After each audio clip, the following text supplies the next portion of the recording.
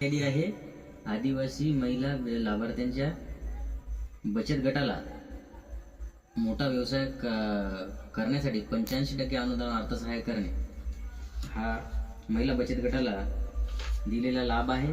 आणि यामध्ये जवळपास 14 बचत गट आहे. या 14 बचत गटाला एकात्मिक आदिवासी विकास प्रकल्प कार्यालयाच्या माध्यमातून पैसा दिलेला आहे. परंतु यामध्ये काहीच बचत गटांनी व्यवसाय चालू केलेला आहे आणि 90% बचत गटांनी व्यवसाय चालू केला नाही.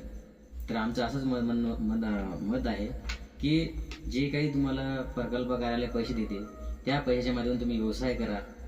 परंतु हे व्यवसाय केलेला नाही असून याच्यातनी चुकी या बचत गटाची नसून याच्यातनी सर्व चुकी प्रकल्प कार्यालयाची आहे.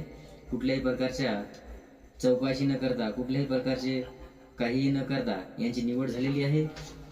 नुसतं टक्केवारीच्या बेसवर यांची निवड झालेली आहे. म्हणून आज या लोकांनी व्यवसाय चालू नाही केलेला आहे. परंतु हे मी फक्त व्हिडिओमध्ये फक्त 1 ते 2च माहिती दिलेली आहे. परंतु यामध्ये जे काही 2 गट आहेत, गट अ आणि गट क, यामध्ये बऱ्याचशा कामामध्ये तफावत आढळून आलेली आहे आणि कुठल्याही प्रकारचे खरंच गरजू लाभार्थ्यांना लाभ मिळालेला नाही. त्यानंतर कोणत्याही बचत गटाने याच्याने व्यवसाय केलेला नाही आहे. हिच्यामुळे सब बंडल कार्यक्रम चालू आहे. त्यानंतर या म्हणजे मंजूर झाल्या म्हणून या सगळ्या पैसे काढले म्हणून या सर्वांच्या सह्या सुद्धा आहेत. म्हणजे एक लक्षात येते की हे यामध्ये सर्व 4 सह्या दिसत आहे. याच्यामध्ये वरिष्ठ लिपिकची सही आहे. त्यानंतर आदिवासी विकास निरीक्षक आहे तथा सदस्य एकात्मिक आदिवासी विकास प्रकल्प पुसद यांची सुद्धा सही आहे. त्यानंतर सहाय्यक प्रकल्प अधिकारी तथा सहाय्यक सचिव एकात्मिक आदिवासी विकास प्रकल्प कार्यालय यांची सुद्धा सही आहे.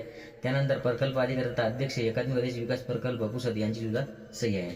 म्हणजे एक समजत नाही आहे, व्यवसाय कुठल्याही प्रकारे चालू केला नाही किंवा काही नसून त्यांनी का डोळे लावून सह्या केल्या का काय, का टक्केवारी घेऊन सह्या केल्या, हे आता त्यांनाच विचारावं लागेल. त्यानंतर माहीत पडेल.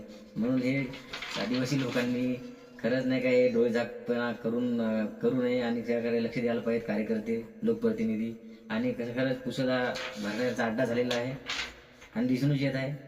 त्यामुळं ह्या भ्रष्टाचाराच्या अड्ड्याला अजूनही भ्रष्टाचारमय होऊ द्यायचं नाही. त्यामुळे सर्वांनी एकत्र येऊन याला वाचा फोडली पाहिजेत. एवढं बोलतो आणि थांबतो.